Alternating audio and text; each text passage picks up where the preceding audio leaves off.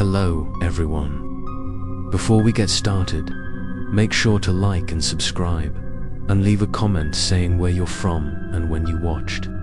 That way, YouTube will continue to show you stories like this. Now, let's get started.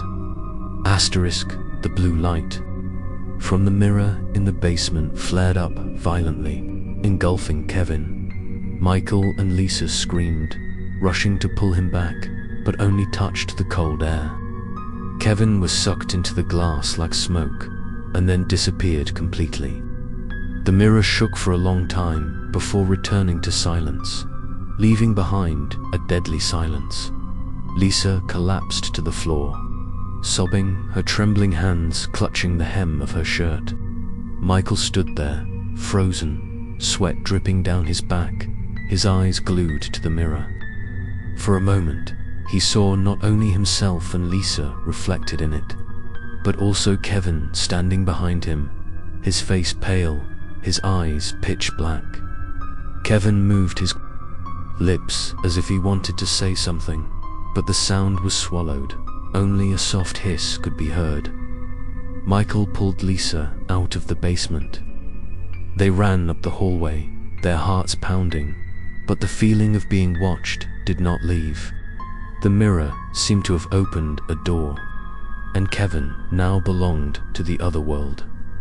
During the following days, Michael and Lisa could not concentrate on their studies. Friends around them began to ask where Kevin was, why he had missed so many days of school. Michael did not dare to tell the truth. He only answered vaguely that Kevin was sick. But deep down, he knew that Kevin had disappeared like Sarah. That night, Michael could not sleep. In the darkness, he heard a gentle tapping sound from the mirror in his room. When he turned on the light, he was startled to see Kevin standing right behind him in the mirror, his lifeless eyes staring at him.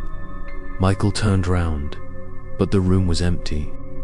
He trembled as he covered the mirror with a cloth, but the tapping sound continued to echo throughout the night, as if reminding him that Kevin was still somewhere out there. Lisa suffered the same fate. She told Michael that every time she passed by the mirror in the school hallway, she saw Kevin's shadow behind her. Once, she even heard Kevin calling her name in the girls' bathroom. The sound was weak, as if it was coming from far away, scaring Lisa to the point of bursting into tears. Michael decided to open the book again. He flipped to the part about the original mirror. The shaky lines showed that the writer had also been haunted. The last line said that this mirror was no ordinary object, but was created from an ancient ritual to trap souls. It absorbed those who dared to call its name and never returned it. The more people were sucked in, the stronger it became. Michael shuddered, remembering Sarah's eyes and fleeting smile in the mirror. Perhaps she was no longer herself, but just a part of that entity. And now Kevin was also gradually becoming a part of the darkness. While reading, Michael suddenly heard footsteps outside the door. He turned off the flashlight in surprise, holding his breath to listen. The footsteps slowed, then stopped right in front of the door. A familiar voice rang out, weak but clear. "Michael, open the door for me." It was Kevin's voice. Michael broke out in a cold sweat. His heart stopped.